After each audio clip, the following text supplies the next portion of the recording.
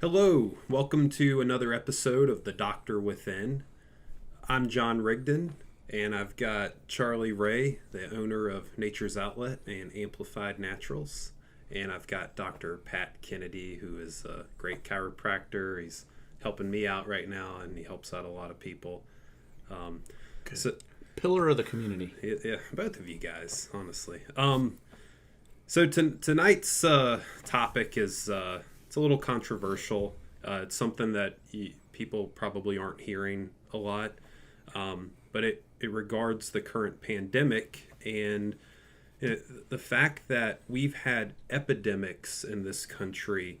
I'm talking obesity, diabetes, heart disease, cardiovascular disease, all of these things. And these are the people, the majority of people that are dying from COVID they have these comorbidities. And no one's talking about it. And the only reason why I'm talking about it right now is like it's insane, the statistics that I've seen. And this is directly from the CDC website. I mean, this is our government telling us this, but they're just not, the media is not picking up on it. 78% of people dying from COVID are obese. You are more than 3.5 times more likely to die from COVID if you're obese. And, this fits in with previous, pandemics and infections that we've gone through. So back when we were dealing with H1N1 in 2009, patients with severe obesity were more likely to require hospitalization, ICU admission, and they were more likely to die. So, I mean, this isn't something that's new. And I feel like our politically correct culture is keeping us from talking about real science right now. So I don't think, no one here is trying to fat shame. I'm not attacking anybody that's dealing with this stuff. It's cruel that this disease affects these people so much more harshly than other people, but that's the reality, and no one's talking about it. No one's talking about how poor nutrition and lifestyle and all these things are a huge part of what's going on right now. The people that are suffering from COVID have pre-existing conditions, and they're things that we're ignoring, and we need to stop ignoring it. Wow. That's my diatribe, but yeah, I've got some more stats for you guys, but yeah, just That's been going on about as long as gravity has been pulling things down to the ground, right? I mean, in terms of not really discussing causation and lifestyle and looking at the big picture. It's all convenience. It's all single answers, right? Like it's the vaccine, it's wearing a mask, it's the vaccine. Well, it's much easier to get a vaccine and wear a mask than to join a health club, go grocery shop and prep your food properly. And so it's like, oh, I don't want to do that, so let's mask up and vaccine because it's easier. Well, yeah, it's the path of least resistance for sure for a lot of people. But does it work? That's the thing, Well, it probably depends on your political perspective as to what you think about that. I mean, when I hear somebody talk about their position on vaccines, I know where they stand politically. Well, how is that possible? Right. That's weird. That's a good point. I mean, we've politicized a disease, right?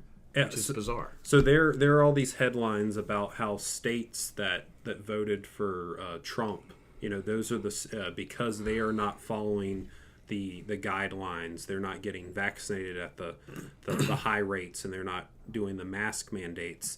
That's why these states are dealing with more COVID deaths. But if you look at the statistics, the data, which doesn't lie, by the way, it can be manipulated, distorted, but it doesn't lie, like it's there.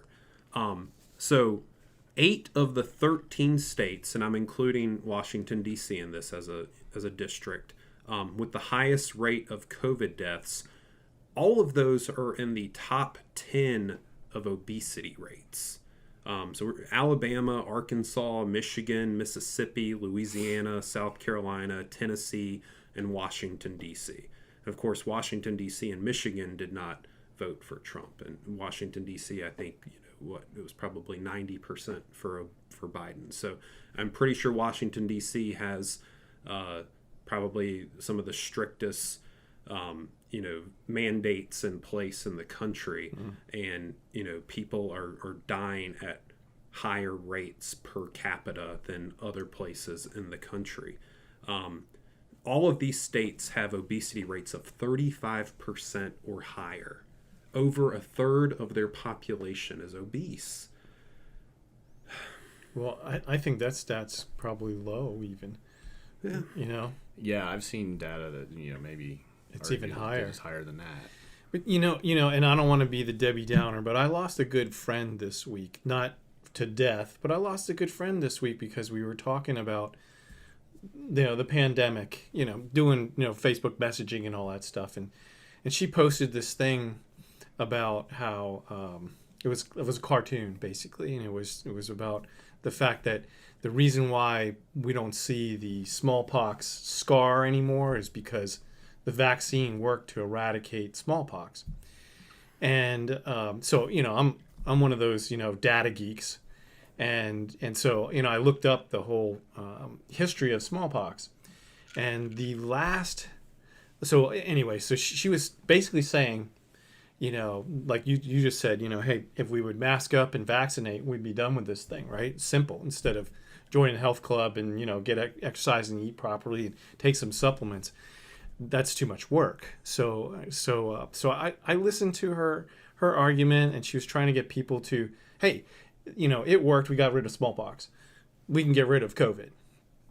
So I saw all the the likes and all this stuff, and people were all chiming in like, yeah, let's do our due diligence. So I said, hey, would anybody like to know that the last known case in the United States of America for smallpox was 1952? That was the last case of smallpox. And in the world, it was like the 70s. Right. That was in isolated areas like outside of India. So here's what happened was the world got together and said, hey, we got to get rid of smallpox. So in 1967, it started the World Vaccine Eradication Smallpox Program. It was like all these different words, but they're eradicating smallpox in 1967, and that's when they started mass vaccinating. After 1952 in the United States, there were no more cases. So we're claiming that the vaccine eradicated smallpox in the United States when the program started in 1967, when the last case was in 1952. Yeah. So I said, would anybody be interested in hearing that tidbit? Because you're giving credit to something that the smallpox was gone before the vaccine program was initiated. Yeah. So I'm just saying, I wasn't saying, hey, don't do this. It's just like you're putting this thing out there and actually kind of shaming people into doing something that it didn't. You can't claim that because you can't change history. But here's the thing that and I love that you want to do this topic, but I'm almost done. I'm almost like over depressed, and I'm sure a lot of the audience is too, because it doesn't matter what the facts are. Yeah, you can go out there today, and I know some of you are probably going, oh no, that can't be true. We vaccinated smallpox out of history. No, we didn't. In the United States of America, the last case was 1952. Look it up. The human immune system got rid of smallpox. Bingo. I mean, we had the bubonic plague, in medieval Europe, and there were no antibiotics back then. I mean, a third of the world's population died, right?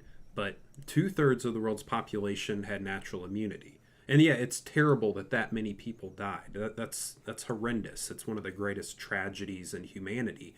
But it proves that these things go away on their own. Like the human now if modern science can accelerate that process, that's wonderful. Right. But let's do it in a safe way, and let's not lie. Let's acknowledge the actual science, which is that natural immunity is far better than any sort of vaccination. It's physically impossible for a vaccine to confer better immunity than what your immune system gives. There's all these different facets of natural immunity, and there's one facet of immunity with a vaccine.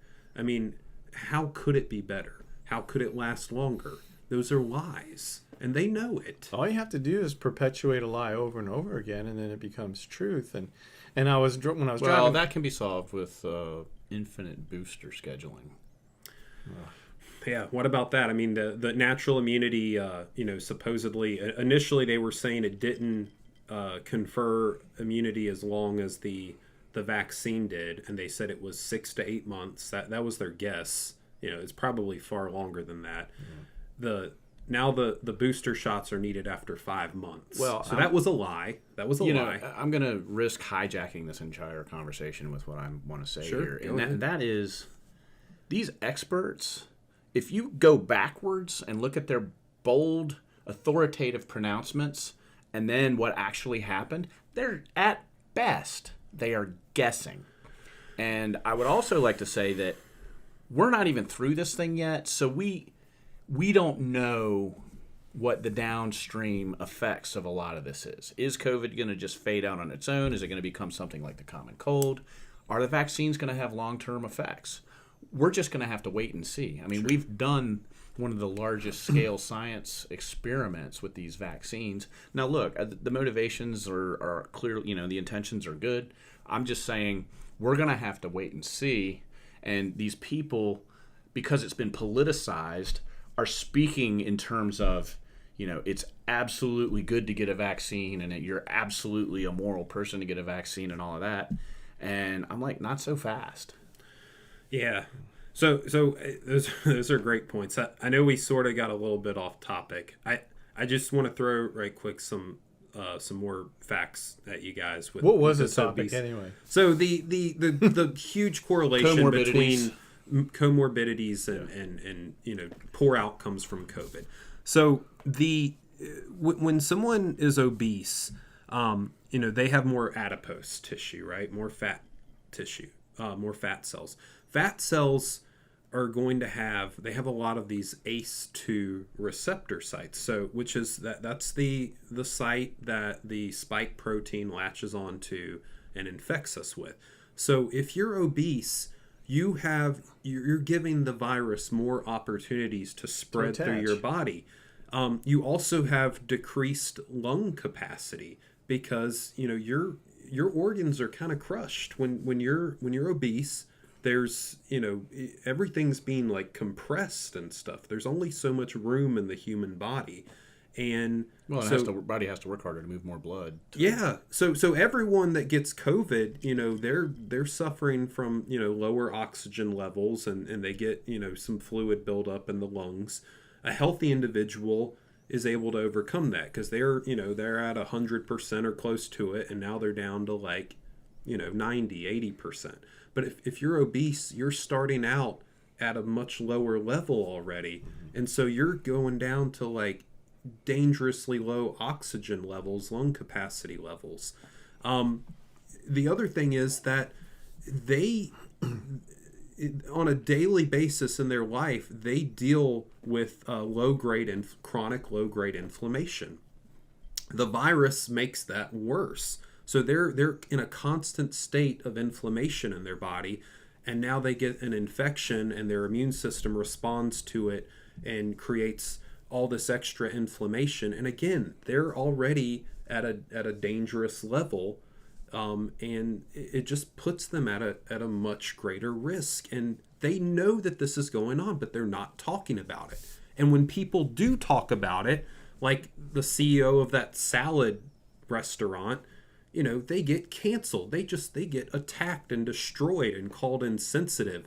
All the guy was saying is that, there's a clear correlation between, these comorbidities, these poor lifestyle habits, poor diet, and death from this disease. And you can't say that. No, you can't. And this is probably, risking a little bit, like you said, hijacking, but I think it makes sense. It's like when you're speaking truth, if it doesn't fit the narrative, you're going to get crucified. And this happened back in whatever year Barack Obama ran for president the first time. He got into office. And whether you're a fan or not a fan, it doesn't matter. But one of my patients, and you've been in my clinic, I don't have doors, so you can kind of hear the conversations. So I had a patient waiting in treatment room 2, and I was in treatment room 1. I was working on this patient. This patient was so upset, like he wanted the other guy to win, and he was saying, this policy, that policy that he put into place, it's really going to hurt America, and blah, blah, blah. And what do you think, Pat? And so I was like, well, if what you just told me, this policy, that's going to hurt. And that's going to hurt all of us because, the tax rate, blah, blah, blah, blah, whatever. That's all I said. So I went, this patient who I'd been treating for 10 years said to me, I didn't know that you didn't like black people. Right. And I went, excuse me? And I was shocked. And I said, what are you saying? They said, well, you didn't like his policy and he's black. And I went, oh my gosh, did you make a leap? Like, you're going, like, I didn't like the policy. That's all I said. I didn't like the policy. I didn't say I didn't like him as a president or that he was black, but that's what's happening today. You can't have an opinion that goes against the narrative. The narrative is, we ain't going to fix heart disease, cancer, obesity, diabetes. We're not fixing that stuff because it requires people to do something. If they line up and get an injection and put a mask on, that's got to be the narrative. That's got to fix this whole thing. And, that's the narrative. So if you're saying, hey, maybe you should mix in some salads, maybe you should do this, you're going to get crucified. Yeah, it's sad because it's done. I mean, we wouldn't be talking about this if it wasn't out of compassion. I mean, I'm not slinging salads. I mean, that's not, I'm not selling, fruits and vegetables and stuff. Like this is, I know people who have some of these comorbidities and I love them and care about them. And, they're being lied to. Yeah. They're being told that there's one solution in town or two solutions, masking and vaccination. And that's not true. I mean, these people are still dying. And, I'd almost frame it a different way. It's like, I don't care. I'm getting to the point where I don't care about the vax versus unvax fight that everybody's having. Because let's face it, it's politics of division. I'm out. I'm tapping out. All I'm saying in my thesis in my stores is, regardless of whether you've been vaccinated or not vaccinated, working on your health, eating healthy, being fit. You got to do that too. Doing that improves your chances with everything. And that's my thesis. And I'm kind of over the whole vax or no vax discussion. Yeah. That's an individual decision. It's not my business. My business is to help people get healthy using diet and lifestyle. Yeah. And it's gotten to where, that's that. And there will be another, quote unquote pandemic. There will be a new virus, something new, whether it's something that's politicized or not politicized, there will be something new. And the COVID-19 vaccine is not going to save people that have these health problems from that virus, right? That's we're even if that were the solution, we're talking about the solution to one thing. There are going to be an infinite amount of viruses that plague the human race for as long as we exist. And that's a good point. We have to actually look at the big picture. Yeah. And that's the health of, but the human nature is that if we were to beat COVID, the whole country, the world would go, hey, we did it, and then they go on this huge party. It's just like the person who lost 100 pounds steps on the scale and goes, I did it, and then goes out and eats pizza and celebrates. They put all the weight back on. Yeah. Because they think, we beat it. You're right. There's going to be another, because look at everything. You got swine flu, you got the plague, you got the, Spanish flu, you got, regular flu every year, you got colds, you got everything that just keeps coming and coming and coming. But you know, I don't want to be devil's advocate, but when I was thinking, when you were just saying that, you know, you're tapping out, I'm at that point too. It's like, you know what can we do? What can we say? How can we help the community just be healthy? Because if you're healthy, whether you're vaccinated or not vaccinated, you have a better chance at everything. But what the narrative will be is, oh, what, you have a problem against unhealthy people? Well, why don't you like unhealthy people? And instead of going, oh my gosh, you know, that's what I'm saying. It's like, you know, we have such an uphill battle going against the narrative that it's, I mean, I love doing this podcast because, and I hope we can reach some people, but it's like, oh my gosh, you know, whatever we have to say, we could get completely annihilated because anything we say, you know, is like, oh, you don't like fat people? Yeah. What's wrong with you? We all know where our heart is with this, and that's all that matters. I mean, we're okay, but I'm just saying, like, it'd be nice to have this thing get some traction, to be able to really help some people. Probably if we want more traction, we shouldn't ramble on so long. Yeah, I know. Let's wrap it up. We agreed to not talk too much tonight, and we've already broken that oath. Yeah, so I don't think it's going to happen. All right, so I think the name of our podcast has probably never been more poignant with the topic tonight. I mean, that's what we're talking about, the doctor within. You know, everyone just needs to take care of themselves the best they can. It starts with the knowledge, and you know, we try to be there as guides to people. We don't know everything. We don't have it all figured out. We help guide each other, and we consult other people. But that's just, you know, take care of your health and take care of yourself and your loved ones, and we're gonna be okay. We're gonna be okay. Sure. Yeah. So the doctor in here is way better than any doctor out there. Yeah. Long story short. Thanks for joining us.